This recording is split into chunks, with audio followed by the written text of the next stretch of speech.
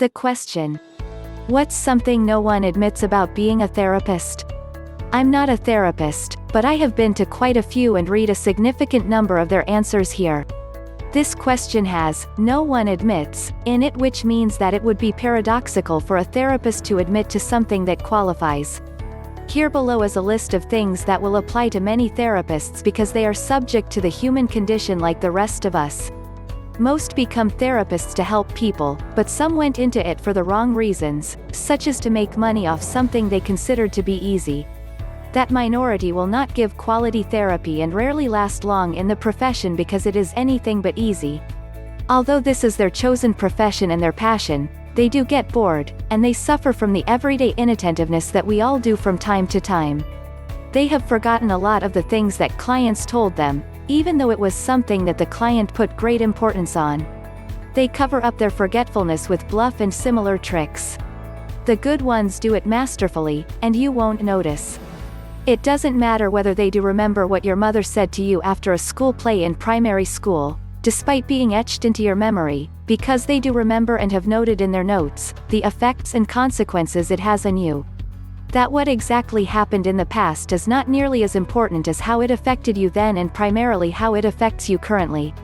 They know that what you remember from your past isn't accurate and the context is different for you than the other participants.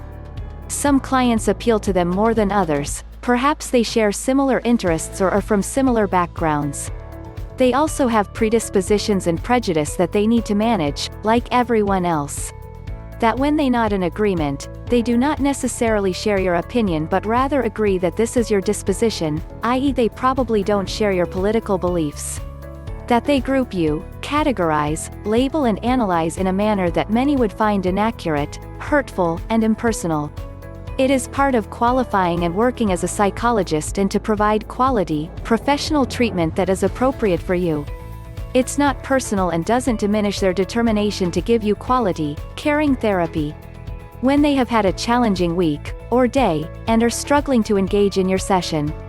Sometimes their mind drifts, and they missed what you said, because they are human and have busy lives, and not because they lack a commitment to your treatment. Some of them are also taking medication, e.g. antidepressants and/or anti-anxiety, etc. That they have had many of the same problems that you have, and in many cases found it more difficult than you to deal with them. They still make similar mistakes as you do, and we all do. Sometimes their own lives are a mess, such as their marriage broke up, a close family member alienates them, or their child is doing drugs, etc. That they experience countertransference more often than they will ever admit to themselves. That they project all manner of their shortcomings onto you, that they often get it wrong. They are human beings and subject to the human condition like we all are in equal measure. The above, and more, doesn't matter to your treatment, their care, professionalism, and dedication towards you and your mental health because they train to factor this in. They work in teams and confide in others and have their safeguards. To therapists reading this, please note, this is not a list of negativity or bitterness. The above is a list of your very human attributes, and without all of your shortcomings, you wouldn't be able to treat us appropriately, let alone with human kindness and care. Because you need to walk a mile in similar shoes yourself, before giving others guidance for their mental health issues. Not the exact same problems or shoes. It means to have resolved your problems and shortcomings and to continue to deal with them. * Updated spelling and grammar.